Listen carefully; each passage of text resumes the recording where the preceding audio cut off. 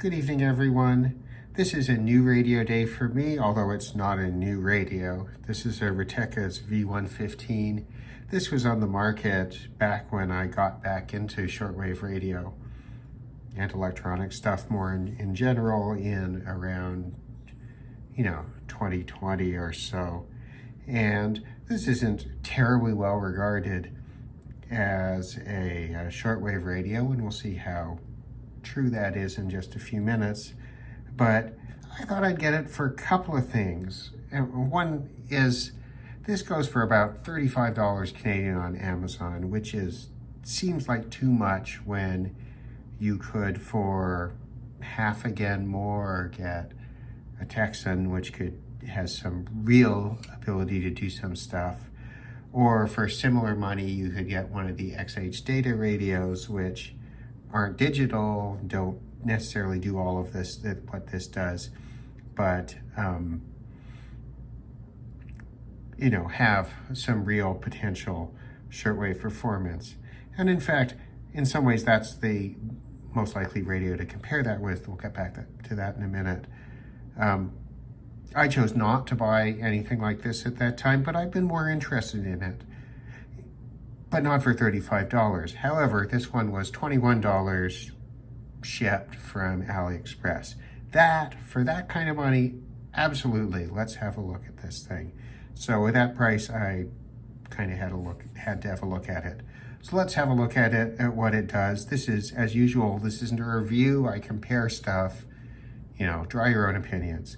This doesn't have a clock in it, which I think is good in some ways because the battery life will be comparatively good. For a battery, it uses one of these BL5C type batteries, which is fine. If nothing else, owning this, I get another one of those batteries, and Retekess usually ships fairly decent batteries with their thing, so I suspect this is it'll be all right. It does AM, FM, shortwave. Shortwave is from 4.75 to 21.85, which makes more sense than what I just said. So, and how it's got the bands organized, I'll turn it on for a second so you can see a little bit how it's got the bands organized. Okay,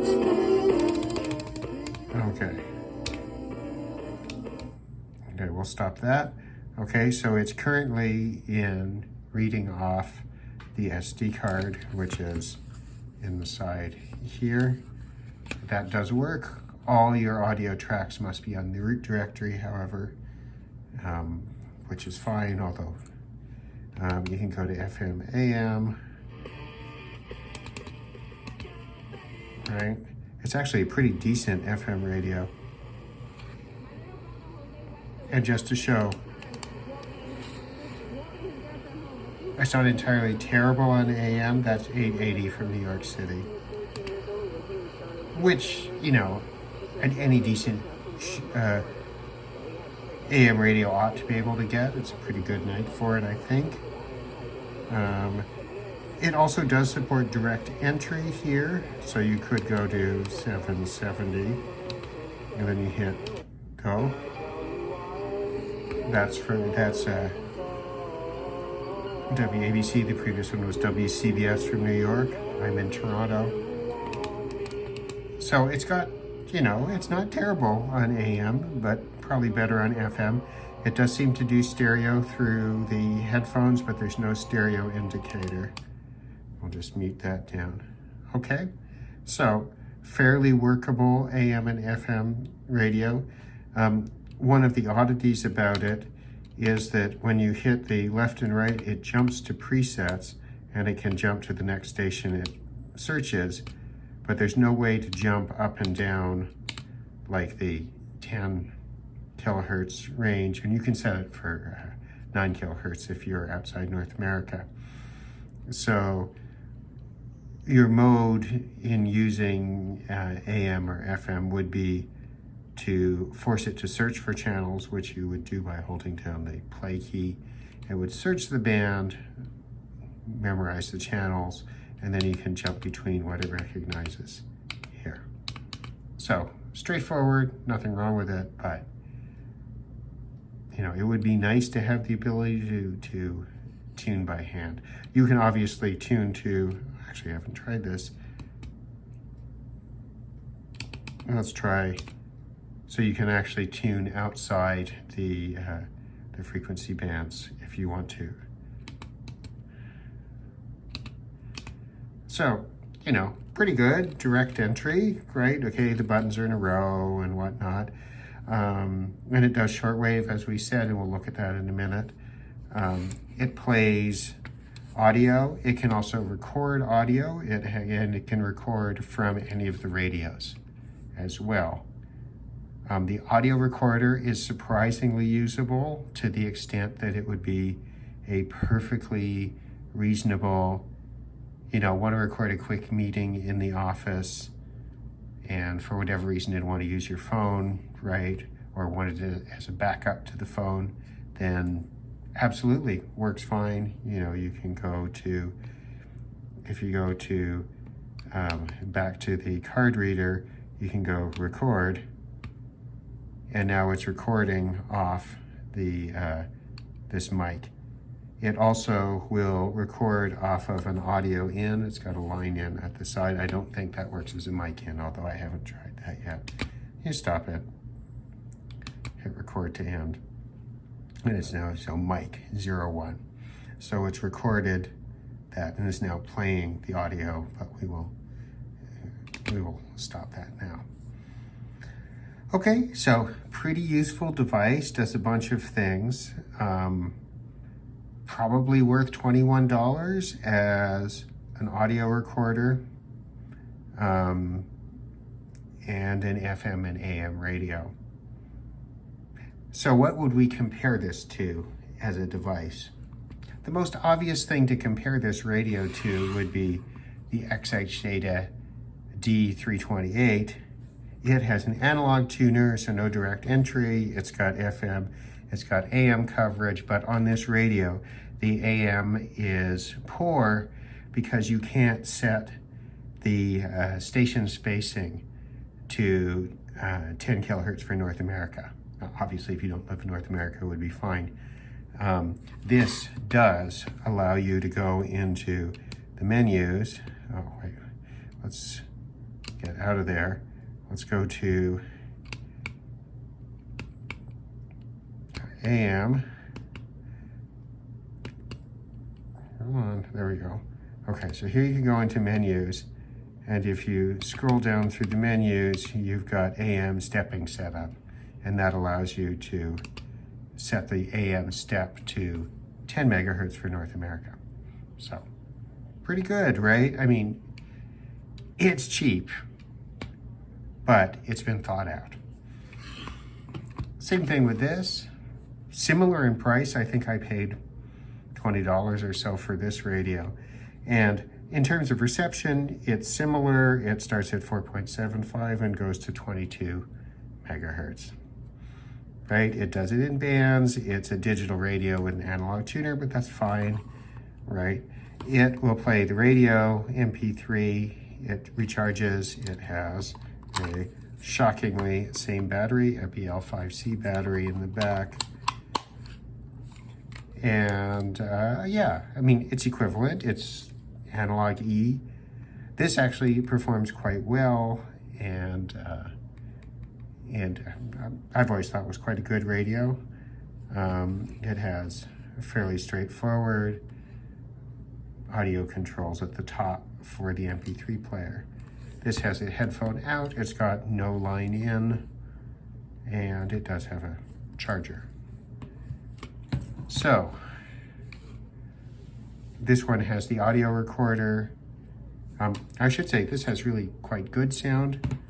This does too for its size. It's got a funny little resonator at the back. It says mega bass, upside down for you guys. The plastics are cheap. The buttons are annoyingly clicky, but are pleasant enough to use. I mean, it doesn't feel like a high quality product, but it's okay. The speaker is very small. The sound, well, let's see.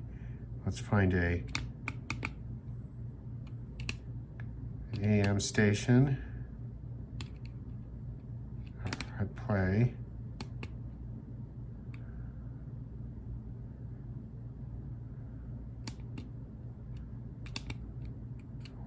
not getting audio. Where you're only going to get half of them to agree. There we go. That isn't going to work, right? So just. Well, we both agree that I think you're awesome, and I thank you. And Oh, thanks, man. Too long since the first time to be on Inside Jokes, so I thank you. It's also got a little John Wayne, where can people find a little stand if you want to use that. Oh, well, I'm doing some shifts this.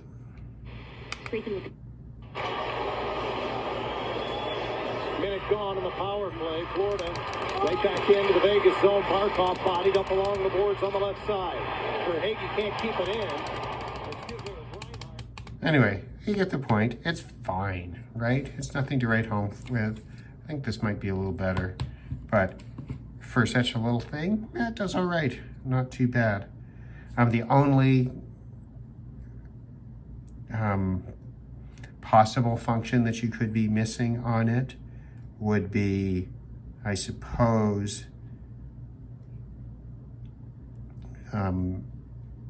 Bluetooth, but you know, it's got an audio in, right, if you wanted to do that. At $21, putting in a flash card can easily add half again or more value, even a 32 gig one. So anyway, an interesting little device, and as I said, I'll show you why I don't think it's worth $35, but I think it's worth $21, and let me reset up the camera somewhere where we can actually get some shortwave reception, and we'll compare this to a totally unfair competitor, the Texan PL330. We'll do a scan with the PL330, we'll do a scan with this, and see what we get.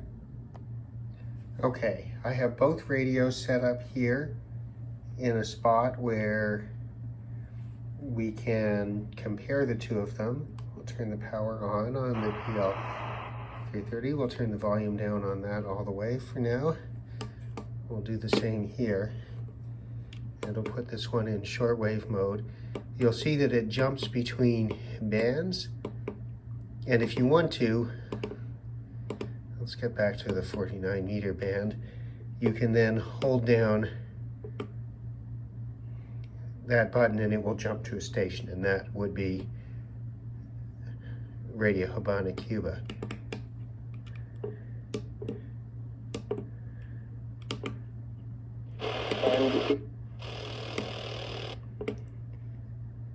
Anyway, I'm not sure quite why we didn't have, but you can see it searches station by station. And we'll turn the volume down all the way on that. Now,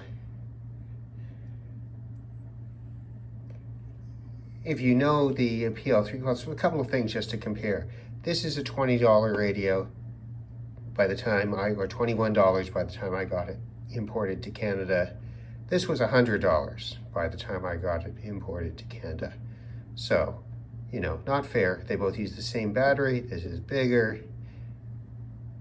I mean, this does everything but airband that essentially that you would want a small radio to work. This has an extremely efficient searching system. So let's start this searching for channels, and it will search the all its shortwave band. And there we go. I've got the volume down all the way because it likes to play them to you. Well, you'll see.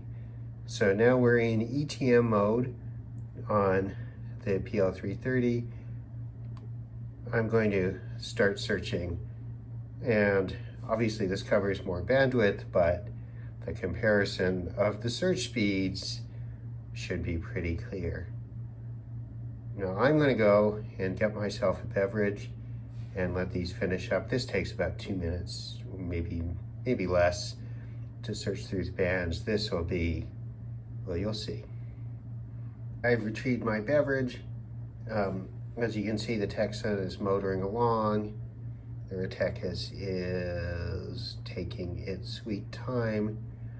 And I should say a little bit about where I'm listening from. This is on my top floor, and I'm in the city of Toronto. This is a very noisy environment. I have turned off everything with a dimmer, I think, so We should be limiting most of my electrical interference. I mean, obviously you can find some of the switching power supplies and whatnot if you look with an SDR, but okay, so we're finished here on the PL330 and it found 35 channels. And as we can see, the Retekess is on channel 12, but it's still excruciatingly moving forward. So let's listen on the PL330 and see what the quality is of those 35 channels it's found. Are they good? Canadian time signal. That should be US time signal from Colorado. I'm not hearing it now. Should be American Broadcasting on here. And there. We're into the 49 meter band now.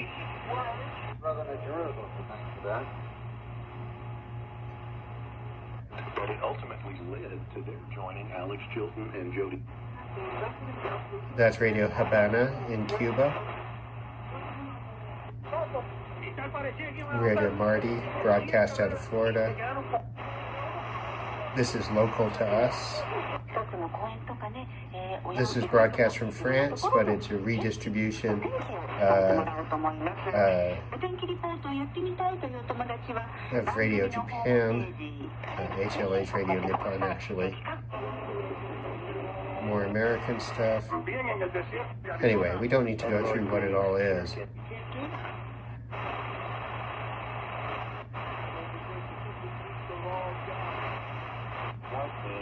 But you see, it's mostly there.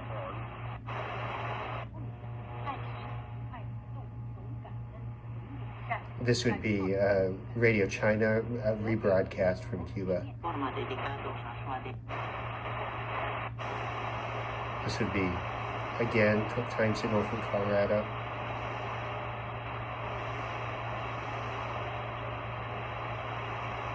I'm not hearing it. And there we go. 15 megahertz time signals coming in well.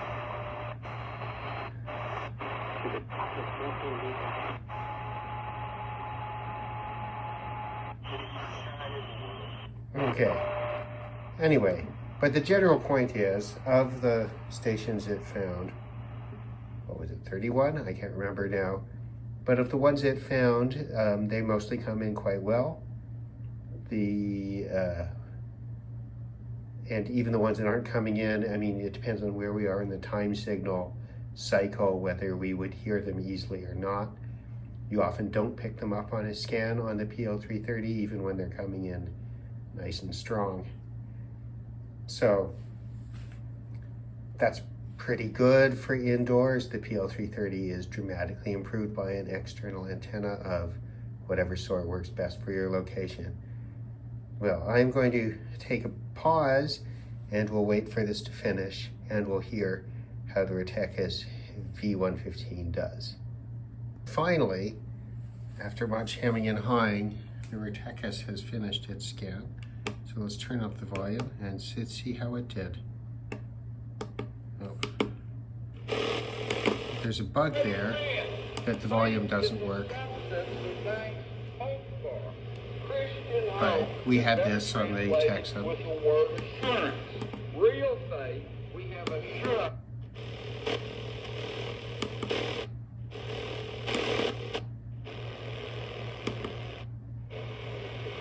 It's really not gotten much on the 49 meter band.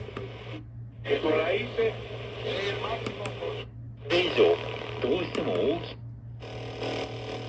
let me just compare how it did on the 49 meter band to the Texan. So I noticed this earlier when I was playing with it this afternoon. Okay, we'll say the 49 meter band starts there. 1, 2, 3, 4, 5, 6, 7, 8, 9. We'll say 10. I'm not sure I'm hearing anything. So you got 9 or 10 channel's coming in well, reasonably well. Here we've got, that's nothing. All right.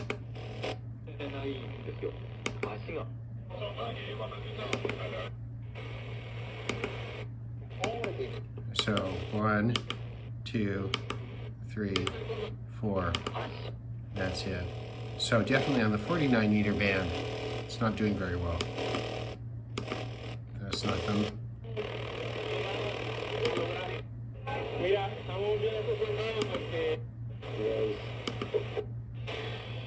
But it seems to be doing much better higher up.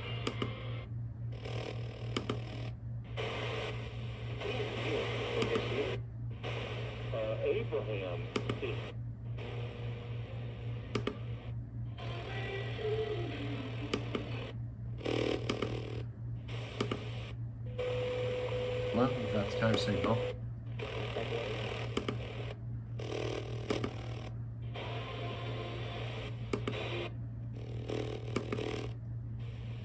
I think, yeah, it just defaults when it gets out of the range of things it found, it just defaults to the highest channel it can get. So we'll compare to what's going on here. We're not comparing every channel, every station. See a lot more activity in there.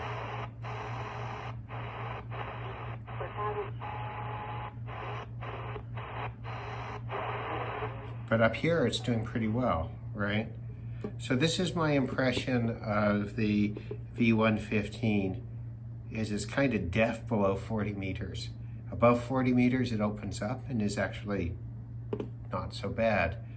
But the 49 meter band, which is obviously the most busy one for us in North America at night, is kind of dead on this radio. So let me go back. We'll talk about this a little bit more, and then I'll give you my thoughts on whether, again, I don't really review it. I mean, it's useful for what you do or it's not, right? But we'll talk about this a little bit. Obviously, this is not a fair combination or comparison. The PL330 is widely considered the best radio, well, not the best, certainly in the top few in its size and certainly its price category. This thing is considered, I think it's a great value. This is obviously much cheaper, and the question is this of interest? So let's set back up and we'll talk about that a bit. So the other day I took this radio out to the park, and in the afternoon I was playing around with it, and also with the Eaton Elite Mini, which I happen to have with me. And this did pretty well by comparison with it. But my observations, well, then there wasn't much going on in the lower bands. But in the upper bands, this seems pretty sensitive. You know, as I said, I think probably above 40 meters, but maybe that's even, maybe above 30 meters. It's not so bad. It looks like it's got continuous coverage. It's got, I mean, it's of interest as a shortwave radio, but it's going to get blown away by a proper shortwave radio like the PL330. Okay, so we expected that. That's not a surprise. Would I buy this thing again, except for,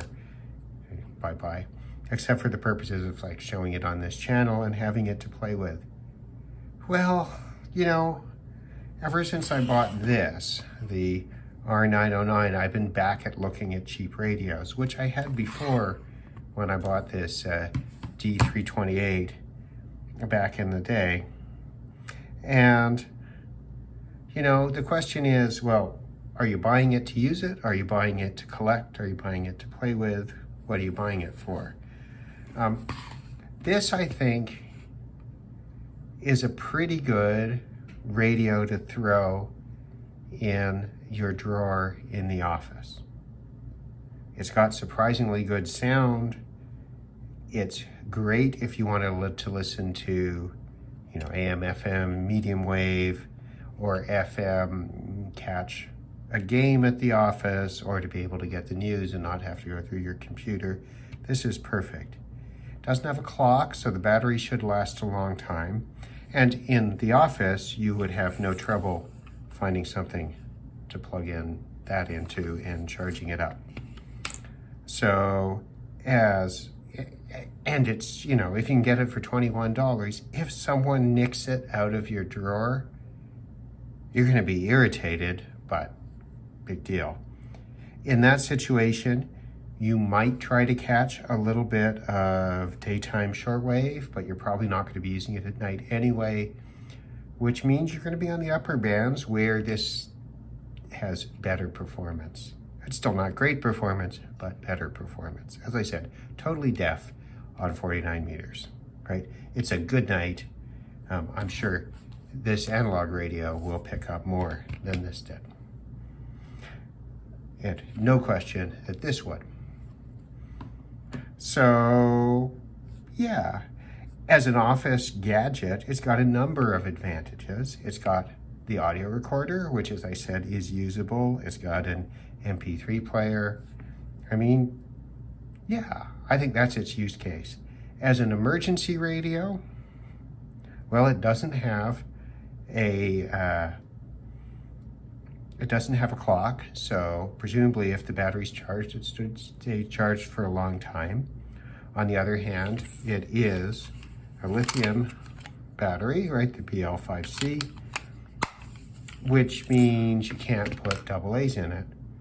And a lot of people for radio for the car or whatnot prefer not to have lithium batteries in them and would prefer to have an old-fashioned AA radio for that.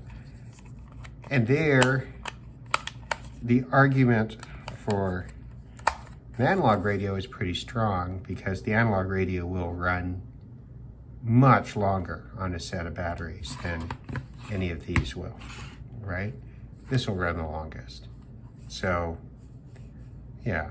On the other hand, its sensitivity, its ability to pull in stuff, even though I think the R909 is a pretty good radio for the money, we're all talking $20, $25 here if you get a good price, $30 at the outside, right?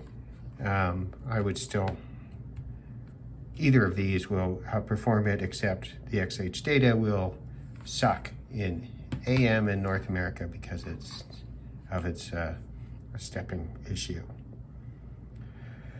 So I would really not choose this as an emergency radio. I think there are perhaps better choices. I think this is, as I said, a great throw it in the office. If you need a radio in the office, it'll be good. It might not be a bad one to throw in your bag to use as well. And again, it's cheap enough that if you lose it, you care, but you don't care that much. So that's what I'm going to do with this. This is going to go out to the office where it's going to join the D219, I think it is, that I have out there. And this will be fun to play with in my, $20 office radio setup. Hopefully that's helpful. As I said, you don't need a review of this radio. This radio has been out for 3-4 years. Everybody knows what it is. But I had to get one, and you know what? It's not as bad as people say. It's just, if you keep in mind that it's deaf in the lower bands and okay in the upper bands, might be of some interest. Thanks for watching.